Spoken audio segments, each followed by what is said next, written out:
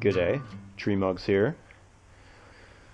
So I wanted to show you more detail on what I call the overhand flip method for tying a bowline and a running bowline. So I wanted to just back up a step or two. Traditionally, if you've learned how to tie the bowline from a book, it usually shows it like this. And this is what I call the rabbit in the hole method. So it usually shows a rabbit hole like this, and you take, this is the rabbit, he comes up through the hole, goes around behind the tree, and then back down into the hole, and then you tighten this up. So this is how almost all illustrations will show you how to tie the bowline, and this is how I learned to tie it as well. And there's nothing wrong with that, it does work. So what I consider to be the better way is what I call the overhand flip method. So instead of doing the rabbit hole and coming up and around, you're going to sort of do all of those things all in one motion. So I'm going to take the tail, I'm going to put it through, and then I'm going to flip up.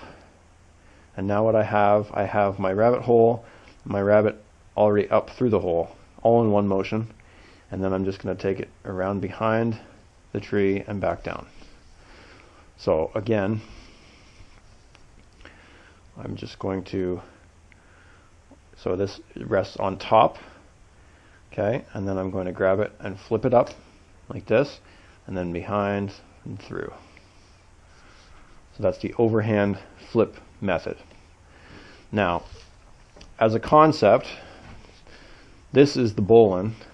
If you were to take the standing end of your rope through the bowline, like this, and flip it around, what you would have here is a bowline tied onto its own standing end. This is what we call a running bowline. It's a running knot. It allows you to tie something at a distance and run it up to a tree or an object. So you can use the overhand flip method for this as well. And this application is where I feel that the overhand flip method really shines, because I've seen many people struggle, especially when they're hanging in a weird orientation in a tree or whatever. They'll struggle to figure out how to tie this rabbit in the hole method. So all I'm doing here is I go around the tree. I'm going to come underneath my standing end. I'm going to take the tail up. Again, it's the exact same thing. Through and flip it up, around behind, and back down. Right? So that's my running bow with the overhand flip method. So again, it's fast and easy. You just go around the tree. You're going to come underneath the standing end. You're going to come up here, the tail through and flip up, all in one motion. Then it's going to come behind the standing end and back down the hole.